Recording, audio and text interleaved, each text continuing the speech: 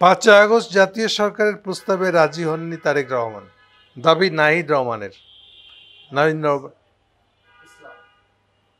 নাহিদ ইসলামের মানে হলো যে এনসিপির যে প্রধান।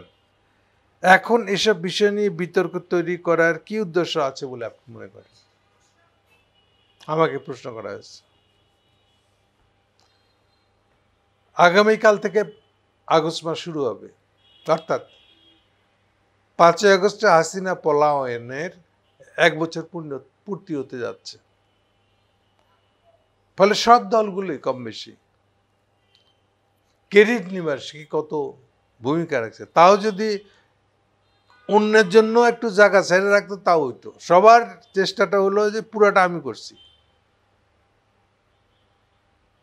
এর মধ্যে সবচেয়ে ছ্যাঁচড়ামো কাজটা করতেছে তারেক জিয়া।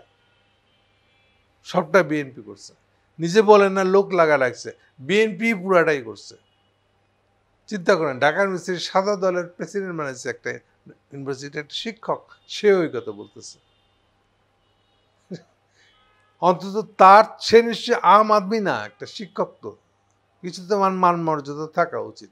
সে দাবি করতেছে পুরোটা তারেক জিয়ার নির্দেশে হয়েছে। তাদের মাথায় এগুলো কথা বলার সময় যে ব্যাকগ্রাউন্ডে থাকে যে চিন্তাটা, 21, 22, 23 বিএনপি মূলভূমি করছে। তারপরে কি হয়েছে? ওই যে 28শে অক্টোবরে বাসায় চলে গেছে, তারপরে ফিরে আসছে কখনো? 23 সালে 28শে অক্টোবর আর আসে নাই।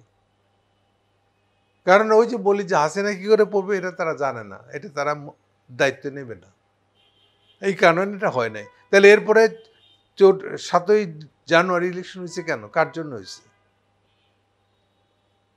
তাদেরকে কথা বলেছিল বাইডেনের আমেরিকা, সুযোগ দিচ্ছিল যে তারা এই যে দেশের ভিতরে মানবাধিকার লঙ্ঘন হচ্ছে আর তাদের উপরে স্যাংশন জারি করবে, এই কথা বলে চাপ সৃষ্টি করে রাস্তায় বিরোধী দলকে নামতে সুযোগ দিচ্ছিল।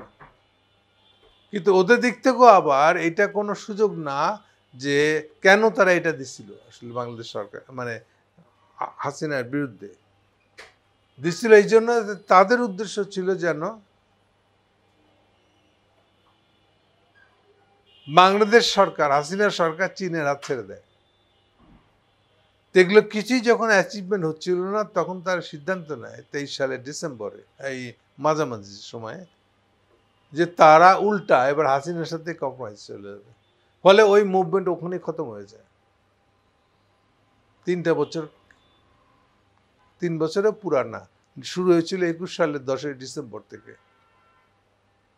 সো এরপরে 23 সালের মাঝামাঝি মুভমেন্টটা খতম হয়ে যায়।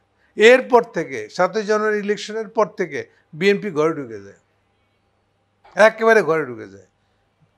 এই জন্য যে তারা বুঝতে পারে যে এরপরে এখন যেহেতু ইলেকশন হয়ে গেছে, এখন কিছু করতে গেলে জেলে ঢুকে রাখবে, আর জেলে ঢুকে রাখলে যেহেতু ইলেকশন হয়ে গেছে, নেক্সট 4 বছরের মধ্যে তাদের বাইরে মারার কোনো চান্স নাই।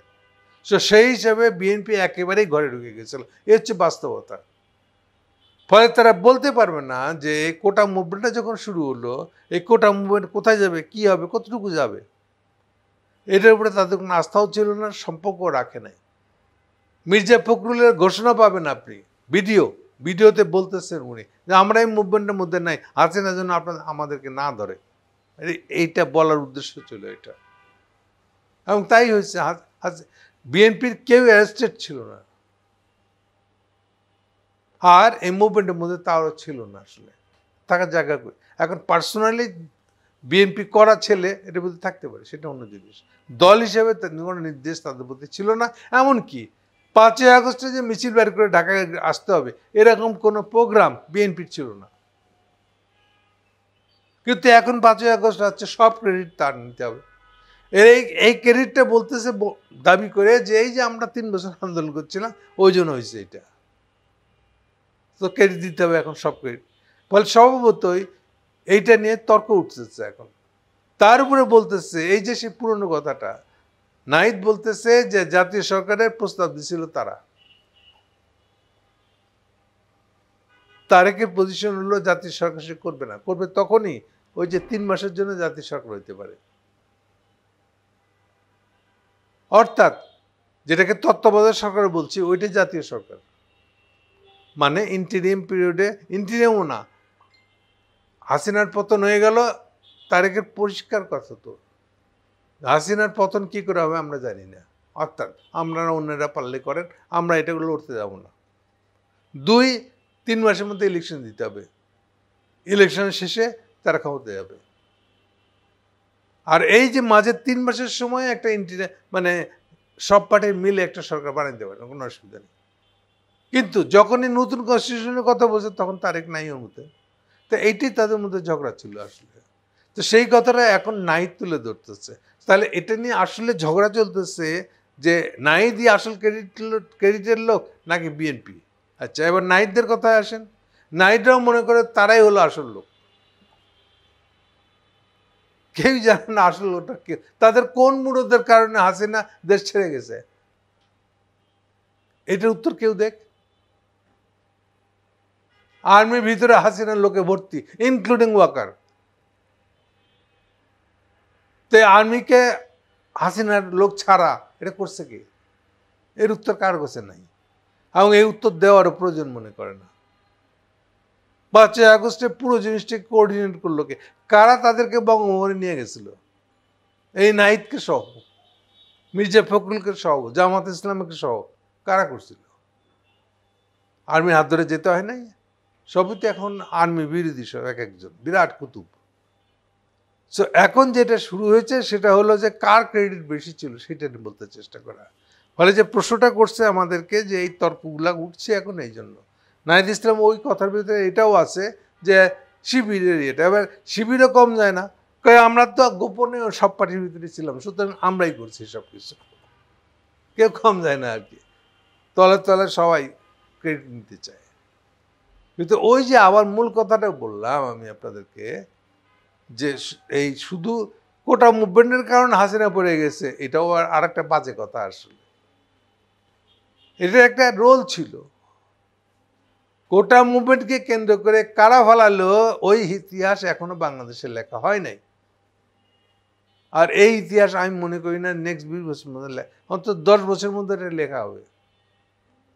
বেশিরভাগ লোক জানেও না এটা কি জন্য হয়েছে, কে করছে, কারা করলো, হাসিনার ফালালো কে, গণভবনে গিয়ে কি হয়েছিল, 3 তারিখের রাতে কি হয়েছিল, 5 তারিখের রাতে কি হয়েছিল, কেউ জানে না, জানেই না, বলবে কি। আরো একটা গোড়ার ফ্যাক্স দিয়ে দিই আমি, হাসিনার যে হেলিকপ্টারে পলাইছে বা তাকে বাংলাদেশ ছাড়ার ব্যবস্থা করে দেওয়া হয়েছে, সেটা ছাড়ছে 3:15টার দিকে, 3টা থেকে 3:15টার মধ্যে। 3:15 কেন, 3:30টার আগে ঢাকা শহরে বাইরে থেকে যে 3টা মিছিল আসছে, 3 জায়গা থেকে বড় বড় মিছিল, একটাকে ঢুকতে দেওয়া হয়নি ঢাকায়। কেন? কেন হাসিনা থাকার সময় কারোর সাথে দেখা হয় নাই? Because that was arrange. এই অ্যারেঞ্জমেন্টটা করলো কে? তাহলে তারাই তো কন্ট্রোলে ছিল আসলে। এটাই আর্মি করছে। এটা কোন আর্মি? বিজয়ী আর্মি, ওয়াকারের আর্মি না, অ্যান্টি হাসিনা আর্মি, যেটা যারা হাসিনাকে ফালাইছে তারাই কাজটা করছে ইচ্ছে করে। কারণ মুখোমুখি হয়ে গেলে হাসিনাকে মেরে ফেলাবে ন্যাচারালি। ফলে আর একটা 15 আগস্ট হোক, এইভাবে শেষ হোক, কেউ চায় নাই, অন্তত আমরা তো চাই নাই, কারণ এটা চাইলে আর এক সমস্যা হবে। তাহলে এইবার যখন হাসিনা চলে গেছে, এখন তো যারা শহরে ঢুকছে তারা গণভবনে যাবে, বঙ্গভবনে যাবে, বঙ্গভবন বলছি, আমাদের হাসিনার অফিস যেটা, পুরাতন সংসদ ভবন যেটা, প্রাইম মিনিস্টার অফিস যেটা, সেখানে গেছে লোক, যেখানে সবাই যেখানে খুশি যেতে চাইছে যেতে দেওয়া হয়েছে। তো এইটা তো আর একটা প্রমাণ যে কেন 3:30টার আগে স্টুডেন্টরা কেন শহরে ঢুকতে পারল না। এটা দিয়ে তো বোঝা যায় যে কার রোল কি ছিল।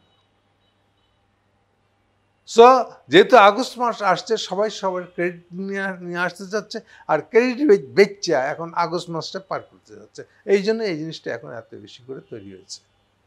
শেষ কথাটা হলো, এই ক্রেডিট নিয়ে কেউই আগস্ট মাসে এখন কি হবে এটা কেউ ঠিক করতে পারবে না, যেটা সবচেয়ে বেশি সম্ভাবনা। আর একটা রেডিক্যাল আগস্ট এই আগস্ট মাসে হওয়ার সম্ভাবনা সবচেয়ে বেশি। সেটার জন্য পারলে তৈরি হন, খোঁজখবর নেওয়ার চেষ্টা করতে থাকেন।